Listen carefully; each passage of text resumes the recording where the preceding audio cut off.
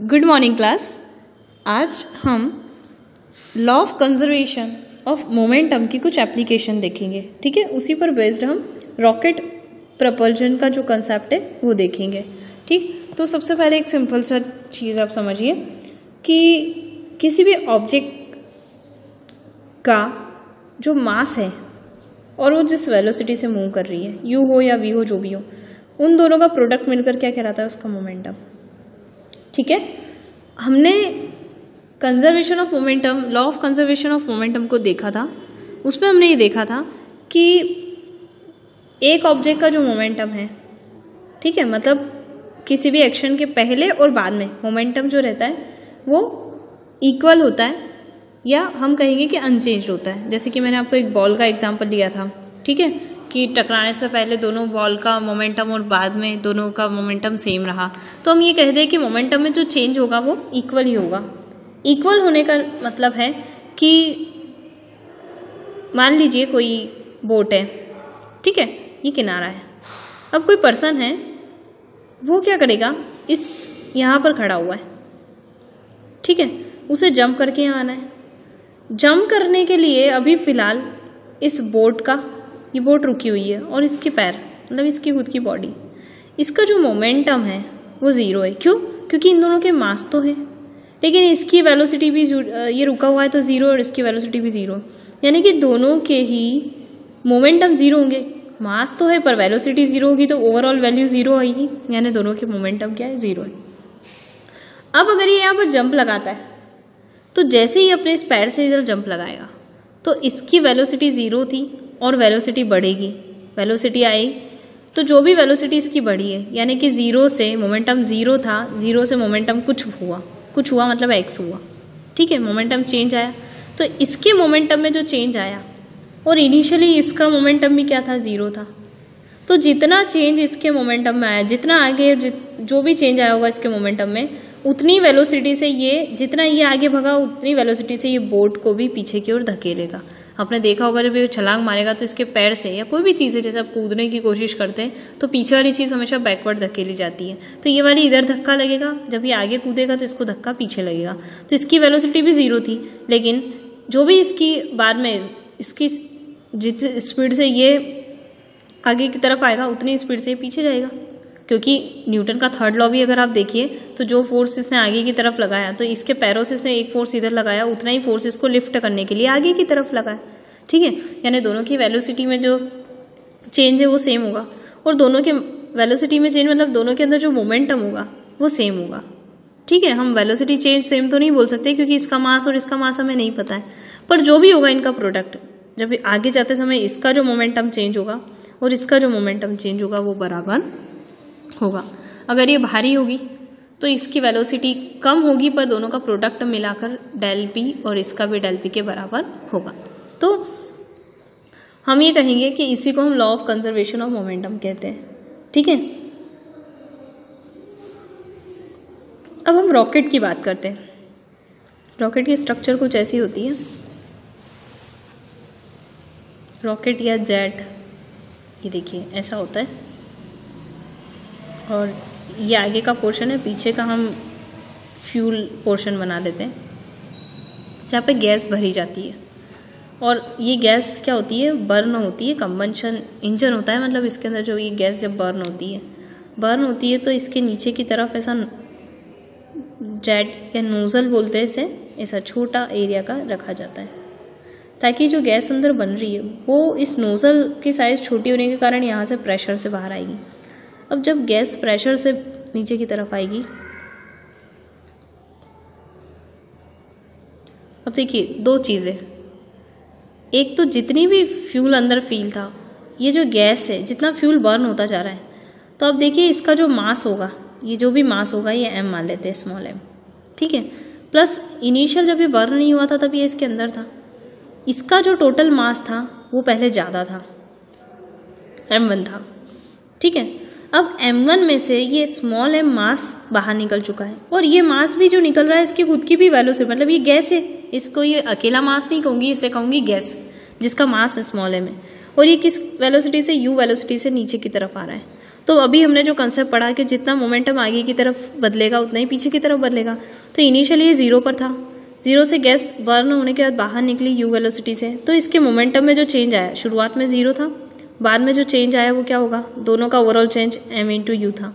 तो चेंज देखना हो तो इनिशियल फाइनल माइनस इनिशियल, तो फाइनल क्या है m इंटू यू, और इनिशियल तो p इक्वल टू 0 था, तो दोनों में जो चेंज आया डेल p वो m इंटू यू आ रहा है।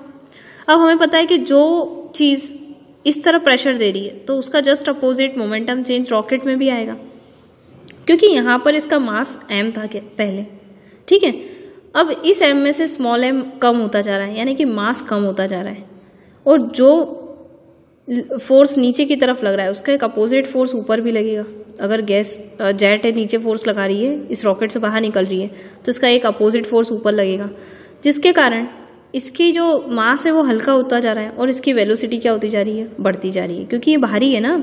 भारी चीज़ को उठाने में आपको बहुत ज़्यादा क्या लगाना पड़ेगा, वेट लगाना पड़ेगा, और बहुत ज़्यादा अगर फोर्स लगाएंगे तो आपको पता है कि ये इतना ही फास्ट तो नहीं जा सकता कि ये टोटली ऊपर तक इतनी ऊंचाई तक चला जाए। काफ़ी ज़्यादा फोर्स की ज़रूरत होती है जब इसे लिफ्ट करवाना होता है, और जितना फोर्स हमें चाहिए उसने बराबर वेलोसिटी से उतनी तेज़ी से अगर यहाँ से गैस बाहर निकलती है तो उतना ही अपोजिट फोर्स इसको ऊपर की ओर लगता है, ठीक है। तो हमें पता है कि जो इसका मोमेंटम होगा वही इसके मोमेंटम के बराबर होगा, मतलब ये small m minus capital M1 minus small m, यानी जो भी इसका मास बचा है कंटिन्यू निकलते जा रहा है। जितना कंटिन्यू गैस निकलती जा रही है उतनी ज़्यादा तेज़ी से वो नीचे जा रही है, उतना ही तेज़ी से एक ये क्या है बैकवर्ड मोमेंटम, तो ये अपवर्ड मोमेंटम, ये ऊपर की तरफ भी इस पे इसका मोमेंटम जो चेंज आ रहा है वो इसके बराबर होगा। तो इसका मास जो भी कम हुआ इनटू इसकी जो वेलोसिटी है, तो ये चेंज आया जो मोमेंटम में और ये चेंज आया जो मोमेंटम में, ये आपस में क्या होंगे, बराबर होंगे। अब कंसेप्ट क्या लगा कि दोनों मोमेंटम अगर बराबर है तो जितनी तेज़ी से गैस नीचे की तरफ रिलीज हो रही है उतनी तेज़ी से रॉकेट को ऊपर की तरफ फोर्स लग रहा है, ठीक है, उतनी तेज़ी से रॉकेट ऊपर की तरफ जा रहा है, ठीक। तो ये क्या कहलाता है, law of conservation of momentum पर रॉकेट बेस्ड है। तो इसी को हम कहते हैं रॉकेट। एक क्वेश्चन आता है प्रपल्शन, रॉकेट प्रपल्शन क्या होता है, रॉकेट नोदन किसे कहते हैं, ठीक है। तो ये फिनोमेना आपको समझ में आ गया। अब हम देखेंगे कि ये सारी स्ट्रक्चर आप थ्योरी में लिख सकते हो कि माना कोई रॉकेट है, अब law of conservation of momentum के अकॉर्डिंग जब वो बर्न हो, उसकी गैस या फ्यूल बर्न होता है तो वो गैस कंप्रेस्ड होकर, मतलब बहुत अंदर तो बर्न ज़्यादा क्वांटिटी में हुई है, पर नोजल से बाहर आती है तो काफ़ी तेज़ी से बाहर आती है, क्योंकि नोजल का क्रॉस सेक्शन एरिया बहुत छोटा है, ठीक है। तो बहुत हाई, जब एकदम ही इसकी वेलोसिटी 0 थी और अचानक इतनी तेज़ी से आ रही है तो ये जो मोमेंटम में चेंज है ये भी क्या होगा, ज़्यादा ही होगा, ठीक है, काफ़ी ज़्यादा होगा प्रैक्टिकली अगर देखा जाए तो, ठीक। तो हमें पता है कि जो मोमेंटम इस गैस का है, जितना ये चेंज आया उतना ही इस रॉकेट की वेलोसिटी में भी चेंज आएगा। एक साइड पूरी गैस की वेलोसिटी है और एक साइड पूरे रॉकेट की है, तो जो वेलोसिटी में चेंज इसका आ रहा है, यानी कि जो ओवरऑल मोमेंटम चेंज इसका हो रहा है वो पूरे रॉकेट का ही चेंज होगा, ठीक है। ये हमें पता है किससे, law of conservation of momentum से। जो अभी आपने बोट का देखा कि बोट का जो मोमेंटम चेंज हुआ और इस पर्सन का जो चेंज हुआ दोनों आपस में इक्वल है, तो वैसे ही इन दोनों के भी मोमेंटम में जो चेंज आ रहा है वो आपस में इक्वल होगा। अब हम यहाँ से डेरिवेशन स्टार्ट करते हैं कि माना टी टाइम ड्यूरेशन ले लीजिए, ठीक है। टी टाइम के अंदर कोई गैस, मतलब अब ये तो लगातार रिलीज होती जा रही है, तो हमें क्या करना है कि हमें कोई टाइम ड्यूरेशन डिसाइड करना पड़ेगा कि हमने जहाँ से नोट करना शुरू करा से लेकर टी टाइम ड्यूरेशन तक कितनी गैस इजेक्ट हो गई। ये तो लगातार इजेक्ट होती ही जाएगी ना, तो जब कंटिन्यूस टाइम होता है तो हमें बीच का एक छोटा सा टाइम इंटरवल लेना पड़ता है, तो यहाँ हम स्मॉल टी टाइम लेंगे। तो देखो हम यहाँ पर मान लेते हैं कि जो गैस यहाँ से इजेक्ट हो रही है, ठीक है, तो वो गैस है वो डेल एम गैस इजेक्ट हो रही है, ठीक है। तो यहाँ पर लिखते हैं कि रेट ऑफ इजेक्शन या release, ejection of gases is del m. अब कंटिन्यूसली रिलीज होती जा रही है, तो मैंने आपको कहा कि एक छोटा सा टाइम इंटरवल ले लीजिए कि कितने टाइम में कितनी गैस रिलीज होती है। तो मान लीजिए डेल एम यानी कि मास है ना गैस का, तो यहाँ पर हम डेल एम मतलब जो भी छोटे छोटे टाइम इंटरवल के अंदर जो छोटा सा अमाउंट गैस का आउट होता है, तो डेल एम गैस आउट होती है कितने टाइम में, डेल टी टाइम में, ठीक है। अब किसी इंस्टेंट टाइम पर, ये तो हमारा रेट हो गया कि हर डेल टी टाइम इंटरवल के अंदर इतनी इतनी गैस बाहर होती जाएगी, ठीक है। At instant the velocity of ejection of gases in t second. मान लीजिए किसी भी इंस्टेंट टाइम पर हमने इसकी वेलोसिटी को चेक करना चाहा, ठीक है, क्योंकि इजेक्ट तो होती जा रही है और डेल टी टाइम में डेल एम मास इजेक्ट हो रहा है, लेकिन मैं चाहती हूँ कि जिस टाइम से मैंने इसको स्टार्ट करा से लेकर मेरी मर्जी से एक टी सेकेंड तक मैंने इसकी स्पीड देखी, तो उसे फाइंड आउट करने के लिए मैं क्या करूँगी, टी सेकेंड के लिए भाई डेल एम जो भी था, डेल एम जो रेट चेंज हो रही थी, मतलब इसको मैं ऐसे लिख सकती हूँ कि डेल एम मास डेल टी टाइम में जा रहा है, रेट ऑफ इजेक्शन, इसे हम कहेंगे rate of ejection of gas, ठीक है। तो यहाँ पर अभी अब ये वाले कंसेप्ट मत लिखना, ये मैं आपको समझाने के लिए एरिया था, हम यहाँ पर वैल्यू अलग लेने वाले, ठीक है। यहाँ पर आपको सिंपल ये समझना है कि इसकी जो अभी फिलहाल डेल एम मास है डेल टी टाइम में बाहर हो रहा है और इसका rate ejection rate del m upon del t है। अब टी सेकेंड तक कितना निकलेगा, तो टी सेकेंड के लिए निकालना है तो t into del m upon del t कर लीजिए, सिंपल। अगर आपको एक चीज़ पता है कॉमनली इजेक्शन रेट, तो टी टाइम में आप इतना पता कर सकते हो, ठीक है। Then the mass of rocket, अब देखिए भाई गैस जो पहले हमने रॉकेट में भरी थी वो बर्न होकर जब आउट होती जा रही है, तो ऑब्वियसली टी सेकेंड तक अगर इतनी गैस बाहर हो चुकी है, जहाँ से हमने नोट करा, जिस भी टाइम इंस्टेंट से लेकर टी सेकेंड तक हमने टाइम नोट करा, तो इतनी गैस तो आउट हो चुकी है, ठीक है। तो रॉकेट का जो मास है वो भी तो चेंज होगा, तो रॉकेट का मास टोटल m था जब हमने रॉकेट में फ्यूल भर के उसे स्टार्ट करा था, इक्वल टू अब उसका मास कितना बचा, m नोट बचा, और उसमें से क्या निकल गया, जितनी गैस निकल गई वो माइनस हो गई ना, वेट कम होता जाएगा जैसे जैसे गैस जलती जाएगी, ठीक है। ये इक्वेशन नंबर फर्स्ट हो जाएगी, ठीक। अब इंस्टेंट किसी टाइम पर, मतलब जब आपने चेक करा था तब उसकी वेलोसिटी u थी, तो at this instant velocity of gas, gas की वेलोसिटी क्या थी, वेक्टर u मान लेते हैं, वेक्टर u वेलोसिटी से गैस नीचे की तरफ इजेक्ट हो रही थी, ठीक है, u टाइम में। और उस समय रॉकेट की वेलोसिटी क्या थी,